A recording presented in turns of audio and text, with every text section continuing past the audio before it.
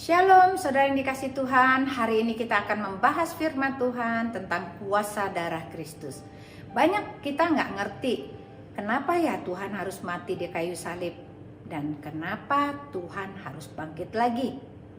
Kalau kita mempunyai satu pertanyaan tentang ini, pernahkah engkau terpikir pada saat Tuhan Yesus mati, kemanakah Tuhan Yesus pergi? Pernahkah kita bertanya, kenapa harus perlu 3 hari? Kenapa enggak langsung bangkit aja sama seperti Superman? Kenapa dia harus 3 hari baru bangkit? Ternyata Tuhan punya rencana yang indah untuk engkau dan untuk aku. Sebelum kita membahas lebih jauh, mari saya ajak kita berdoa terlebih dahulu. Bapa dalam surga, terima kasih kami akan menguraikan semua firman Tuhan. Berikan kami mata rohani yang tajam supaya kami dibukakan dan kami semakin belajar, semakin mengerti tentang isi hatimu. Berkatilah semua yang mendengarkan firman ini, mereka akan disegarkan. Terima kasih. Di dalam nama Yesus kami sudah berdoa dan bersyukur. Haleluya. Amin.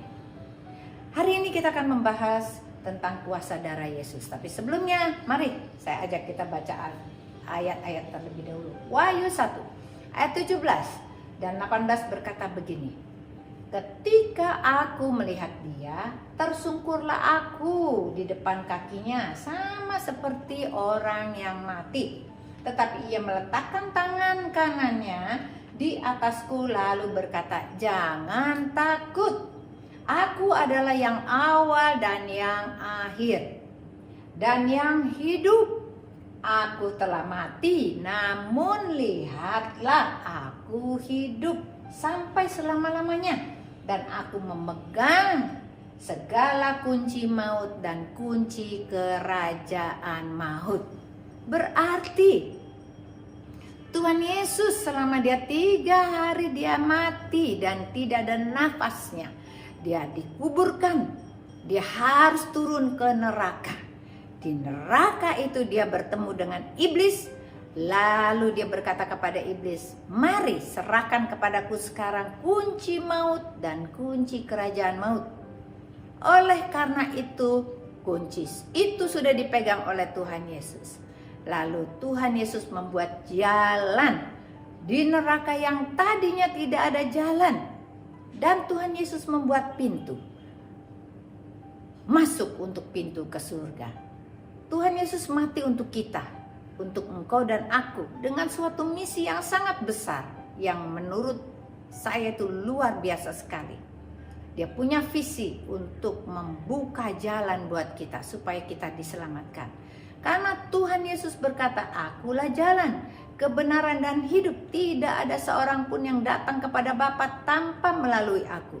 Berarti perkataan ini benar. Tuhan Yesus pegang kunci maut dan kunci kerajaan maut supaya barang yang siapa yang percaya kepadanya tidak binasa, melainkan memperoleh hidup yang kekal. Bukankah engkau dan aku adalah orang-orang yang sangat-sangat beruntung memiliki Tuhan yang sudah mati menebus dosa kita dan membuat jalan dan sehingga kita bisa masuk surga. Mari kita lihat ayat berikutnya. Ibrani 9 ayat 14 berkata begini, betapa lebihnya darah Kristus yang oleh roh yang kekal telah mempersembahkan dirinya sendiri kepada Allah sebagai persembahan yang tak bercacat, akan menyucikan hati nurani kita dari perbuatan-perbuatan yang sia-sia, supaya kita dapat beribadah kepada Allah yang hidup. Berarti curahan darah Kristus yang dicurahkan untuk menyucikan hati nuranimu dan hati nuraniku. Karena hati nurani manusia seringkali kotor. Perbuatan-perbuatan dosa kita itu seibarat jubah yang kotor di matanya Tuhan. Tetapi darah Kristuslah yang akan menyucikan hatimu dan menyucikan hatiku, sehingga kita tidak lagi berpikir jahat, sehingga kita mampu untuk mengampuni orang yang bersalah kepada kita, bahkan kita menaruh harapan-harapan kita hanya kepada Tuhan. Ada 3 hal yang harus kita lakukan supaya kita mengerti dan menghargai benar-benar tentang kuasa darah Yesus ini?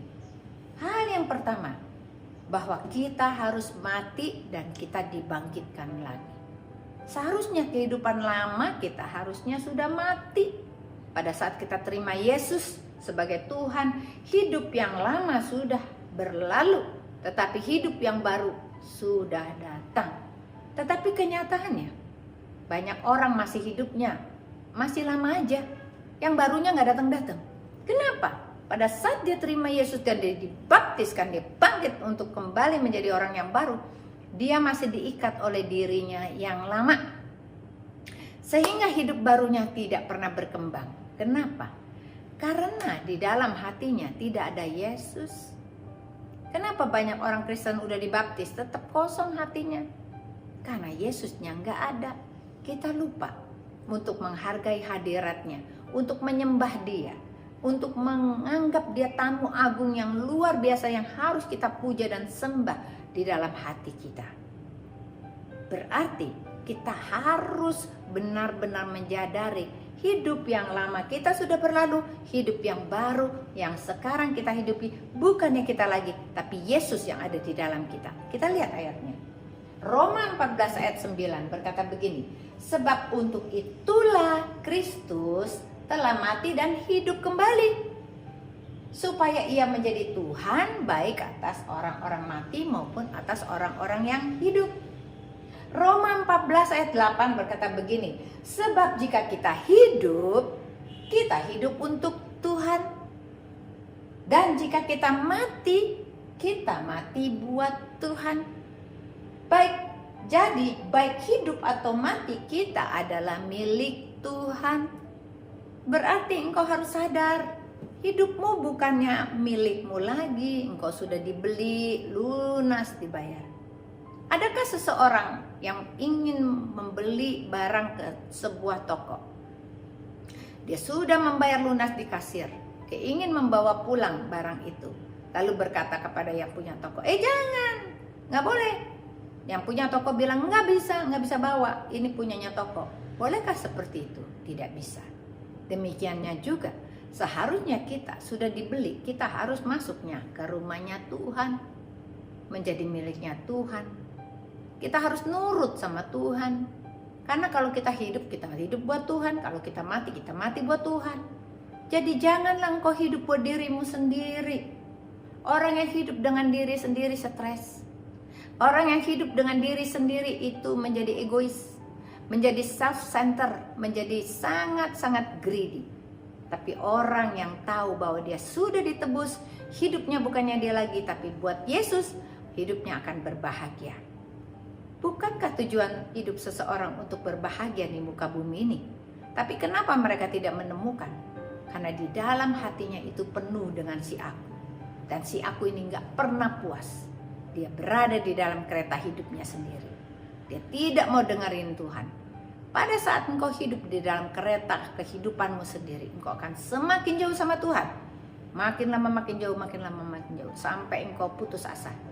Dan pada saat engkau putus asa, engkau berteriak, Tuhan tolong aku, Tuhan tolong aku. Maka kereta Tuhan akan mendatangimu dan membuka pintu keretanya dan mengundang engkau masuk ke dalam kereta Tuhan. Lalu kita bertanya, Tuhan, kalau aku masuk dalam keretamu, aku ngapain? Tuhan Yesus berkata kepada kita, sujud menyembah, berdiam dirilah. Maka aku akan membawa engkau ke padang rumput yang hijau dan ke tempat air yang tenang. Sehingga kita mendapatkan rest. Jiwa kita istirahat. Banyak orang punya segalanya, tapi selalu khawatir. Karena apa? Jiwanya nggak pernah istirahat. Selalu diliputi oleh kekhawatiran, ketakutan, sakit penyakit.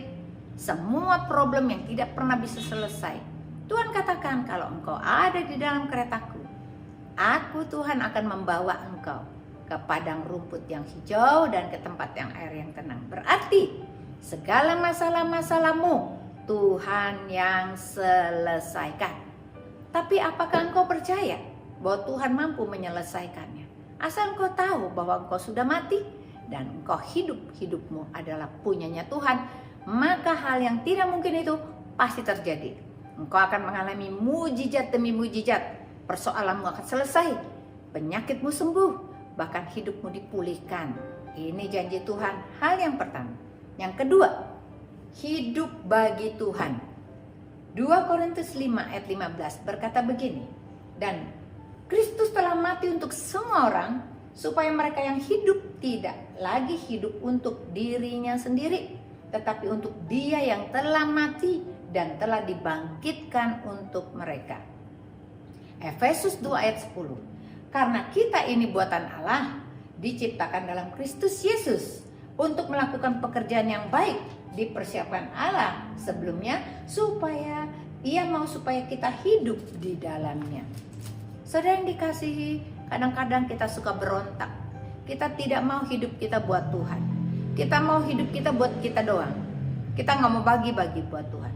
Kita selalu berkata, ini hidupku, ini kemauanku, ini pikiranku, ini semua adalah kepunyaanku. Betapa sombongnya kita. Tuhan katakan, hidup buat Tuhan itu adalah hidup pilihan yang terbaik. Hidup buat Tuhan tuh bukan jadi hamba Tuhan atau bekerja terus di gereja pagi, siang, dan malam. Bukan. Kita bisa berada di dalam marketplace. Kita tetap jadi pengusaha. Kita tetap jadi istri. Kita tetap jadi saudara yang baik. Kita tetap bergaul dengan orang-orang di sekitar kita, komunitas tetangga kita semua. Kita tetap melakukan tugas kita. Karena hidup buat Tuhan adalah pilihan, bukan paksaan. Tadi kan saya katakan perumpamaan bahwa kita ada di dalam keretanya Tuhan. Kalau kita ada di dalam kereta, jangan keluar-keluar lagi dari situ. Jangan loncat lagi, masuk lagi ke dalam kereta hidupmu sendiri.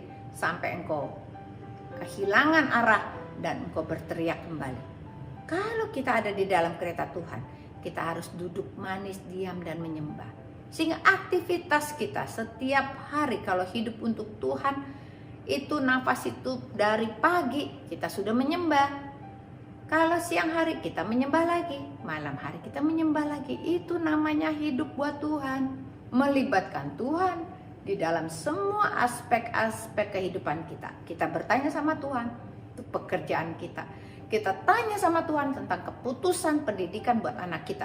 Kita tanya Tuhan pengobatan yang harus kita lakukan kepada Tuhan supaya kita sembuh. Kita bertanya sama Tuhan, kita libatkan Tuhan. Itu namanya hidup buat Tuhan. Kalau itu ada dan kita lakukan, kita terus-menerus ada di dalam kereta Tuhan, bukankah terjadi komunikasi yang sangat intim, yang sangat manis antara seorang bapak dengan anaknya? Karena kita sudah dipilih sejak dalam kandungan dan engkau adalah anak-anak Allah yang maha tinggi. Berarti perilaku kita haruslah menjadi anak. Anak itu hormat pada orang tuanya. Jangan jadikan Tuhan kita penyedia semuanya yang kita perintah-perintahkan. Banyak itu namanya anak kurang ajar. Kita perintahkan Tuhan, Tuhan aku masih perlu ini, perlu ini, perlu ini, perlu ini. Tapi kita tidak pernah menghormati dia. Itulah hubungan yang salah. Seharusnya hubungan kita sangat manis dengan Tuhan. Hidup buat Tuhan adalah menjadi keinginannya Tuhan. Dan kita menjadi anak-anak yang dikasihinya. Itu hal yang kedua. Yang ketiga, bersatu dengan Tuhan. Tadi hidup buat Tuhan, sekarang kita harus bersatu dengan Tuhan. Wahyu 3 ayat 20 dan 21 berkata begini. Lihat, aku berdiri di depan pintu dan mengetuk. Jikalau ada orang yang mendengar suaraku dan membukakan pintu, maka aku akan masuk mendapatkannya dan aku akan makan bersama-sama dengan dia dan dia bersama-sama dengan aku. Barang siapa menang, ia akan kududukan bersama-sama dengan aku di atas tataku.